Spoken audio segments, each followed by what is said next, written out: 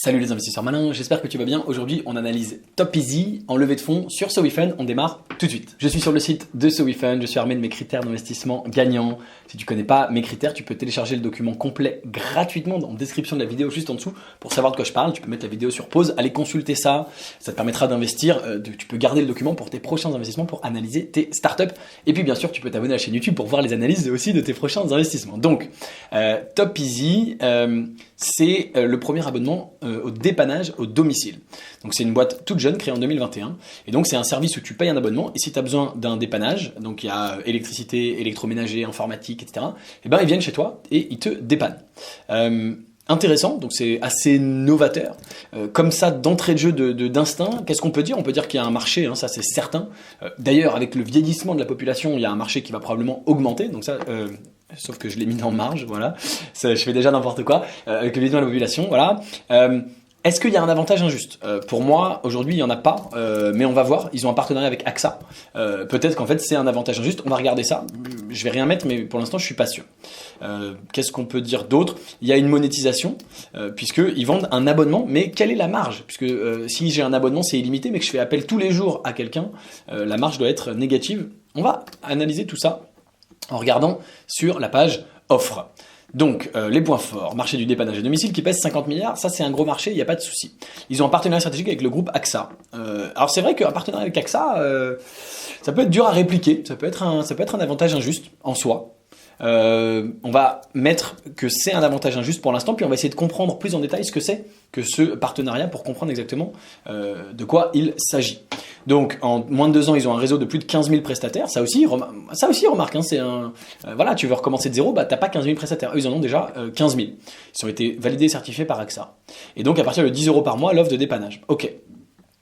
L'équipe, on va aller regarder ça bien sûr dans un instant. La problématique, d'accord, le concept, donc premier service, donc télédiagnostic, 7 jours sur 7, 24 heures sur 24. L'intervention nécessaire envoie chez l'abonné un prestataire certifié agréé avec un délai moyen d'intervention d'1 à 2 heures. Alors si je dis pas de bêtises, en fait si je comprends bien, c'est le centre de télédiagnostic qui est inclus et qui est gratuit, mais si t'envoie un prestataire, tu dois le payer en plus. Ce qui me semble logique parce que pour 10 € par mois, on va pas t'envoyer un plombier alors que ça coûte des centaines et des centaines d'euros pour chaque intervention.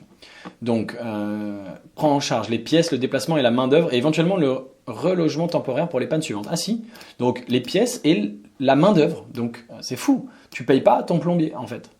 Je comprends pas, ça m'étonne, 10 € par mois, même si tu fais appel une fois par an, tu as payé 120 € pour qu'il y ait la commission de Topeasy, allez, je sais pas, 20 € et seulement 100 € pour le plombier pour qu'il se déplace et pour la main d'œuvre et pour en plus changer les pièces. C'est un truc de fou. Ou alors tu dois avoir des milliards d'étoiles et ça marche que pour les robinets et sinon le reste ça marche pas. Alors, électroménager, donc c'est une deuxième, et puis le max qui comporte les deux. D'accord. Donc le groupe AXA ont signé un accord de partenariat stratégique définissant les conditions financières et logistiques du déploiement national. Un partenariat stratégique est solide, qui donne l'élan nécessaire. Partenariat avec AXA, un réseau de plus de 15 000 professionnels. Donc ça c'est pas mal. Tu notes qu'il n'y a pas écrit partenariat exclusif. Donc demain on va voir AXA, on leur dit on fait la même chose mais on vous reverse plus d'argent ou on vous prend moins de commission. AXA signe, hein, ils n'ont pas de raison de ne pas signer. Donc avantage injuste, bon, mais ils ont quand même le partenariat et puis ils ont un partenariat avec Arthur Imo, voilà. Stratégie d'acquisition. Donc, il lance une acquisition au grand public avec un budget de 5 millions d'euros pour avoir 100 000 abonnés. Donc là, il bombarde de marketing avec 5 millions. C'est pas la pire des solutions, mais c'est pas la meilleure, c'est pas très intelligent. Ils vont juste asperger, faire des grosses campagnes dans le métro. Ça peut fonctionner, bon. Alors, voyons voir le modèle économique, ça m'intéresse. Donc, 3 abonnements et AXA prend une commission de 70% du chiffre d'affaires des abonnements. En contrepartie, la totalité du risque financier et la gestion des prestations de dépannage est uniquement supportée par AXA. Donc c'est pas bête. Eux, ils ont 30% de com et ils font rien. C'est AXA qui gère le risque, c'est AXA qui gère la gestion des prestations et qui gère le risque financier. Donc c'est pas mauvais en fait comme modèle. Donc ils ont que 30% de marge, normalement en dessous de 50%, voilà, mais c'est comme une marketplace. En fait, c'est un service de mise en relation avec les intervenants dépanneurs AXA. Ils prennent une com de 30%, c'est une marketplace. Donc c'est malin. Monétisation marge, ça me plaît, c'est intéressant sur un bon marché. Donc c'est pas mal. Et du coup, c'est scalable puisque eux, c'est uniquement la mise en relation.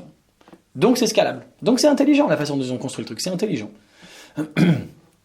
Et donc, 80% du CA sera via les particuliers, puis une offre B2B aussi, pourquoi pas. Donc finalement, c'est presque uniquement une partie commerciale pour AXA. Voilà. C'est comme ces boîtes qui font de l'assurance, mais qui vendent pas de l'assurance, qui sont simplement des courtiers en assurance. Donc c'est l'interface, tu souscris sur cette marque, mais en fait, ils vont revendre derrière le contrat à une société d'assurance, mais eux, ils sont plus modernes, plus jeunes, un meilleur marketing, etc. Ben là, TopEasy, c'est le même genre. Donc c'est pas bête, ça peut fonctionner, bon c'est pas bête. Alors une excellente traction investisseur, convaincre des investisseurs, bon ça c'est bien, mais nous on veut une traction, pas une traction investisseur, on veut une traction avec des clients. Est-ce qu'il y en a? La concurrence Darty Max de Darty, d'accord, utilisation des fonds, acquisition, SEO, SEA, création de contenu, technologie, ok, plan d'action, futur objectif, solution de sortie, on espère qu'ils vont se faire acheter par AXA quand même, bon on sait pas. Alors j'ai l'impression qu'ils n'ont pas encore de clients.